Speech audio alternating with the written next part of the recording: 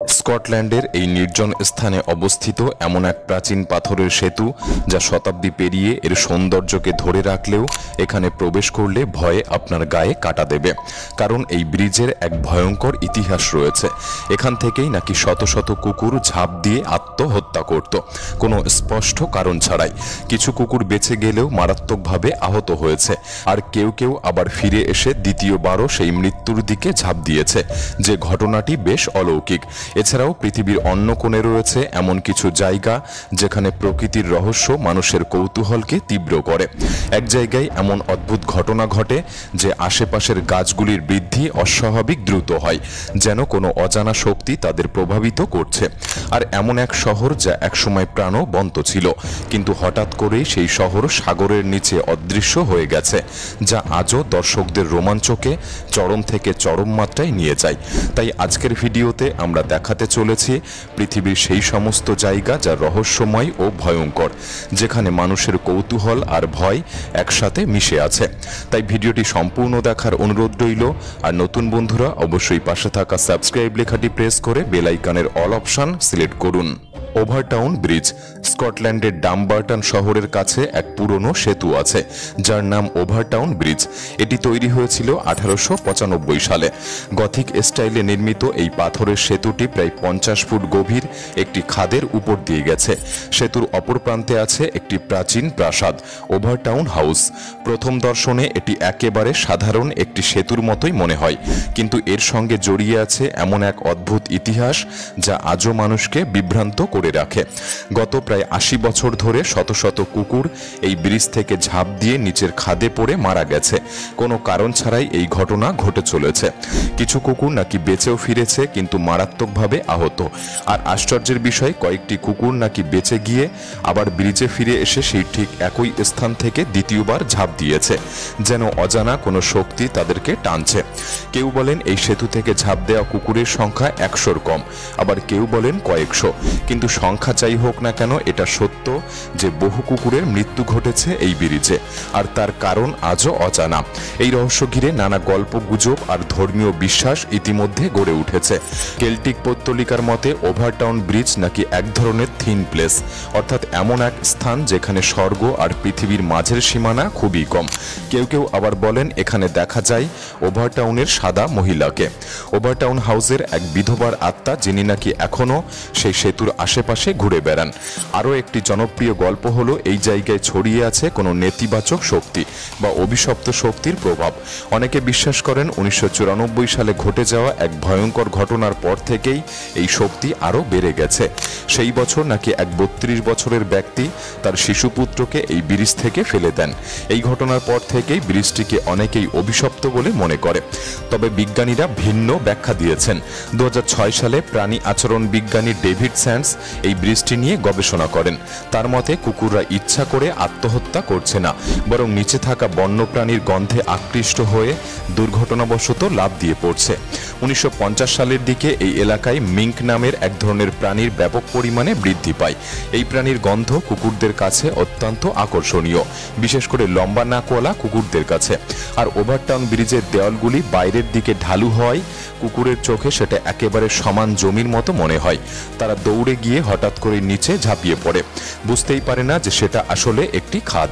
সব মিলিয়ে ওভারটাউন ব্রিজ ঘিরে থাকা রহস্য এখনও মানুষের মনে ভয় ও কৌতূহল সৃষ্টি করে।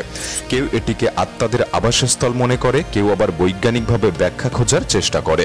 কিন্তু সত্যি যাই হোক না কেন, একথা অস্বীকার করা যায় না, এই ব্রিজে এমন কিছু আছে যা মানুষকেও ও প্রাণীকেও অজানার দিকে টেনে নিয়ে যায়। ভিলা এপেকুয়েন আর্জেন্টিনার বুয়েনোস আইরেস থেকে প্রায় 400 মাইল দূরে 1920 সালের দিকে এক সুন্দর পর্যটন তৈরি হয়েছিল, ভিলা এপেকুয়েন। শহরটি গড়ে উঠেছিল লেক এপেকুয়েনের তীরে, যা ছিল এক লবণাক্ত হ্রদ।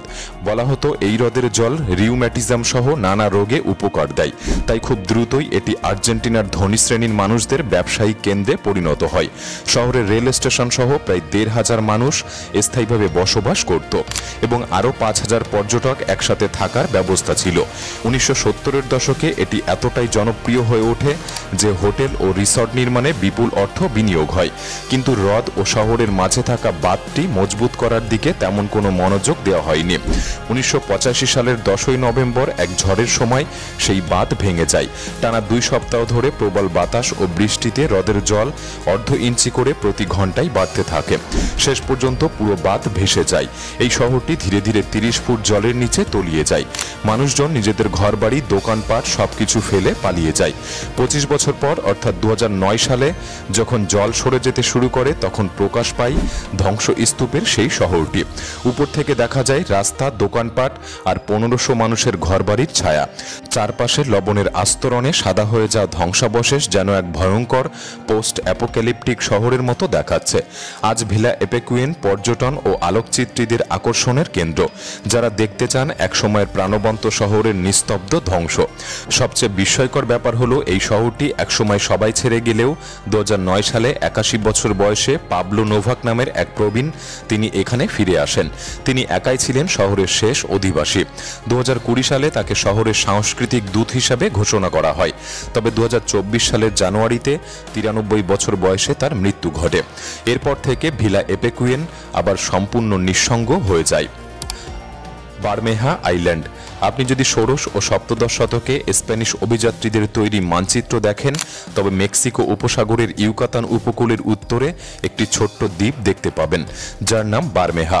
1539 সালে স্প্যানিশ মানচিত্রকার আলোনোসো দে সান্তা ক্রুজ প্রথম এই দ্বীপের নাম সরকারি তালিকায় উল্লেখ করেন।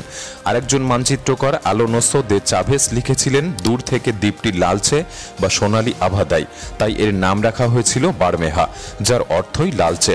অষ্টদশ শতকের শেষের দিকে ফরাসি ও মেক্সিকান মানচিত্রবিদরা জানান যে দ্বীপটি ধীরে ধীরে ডুবে যাচ্ছে।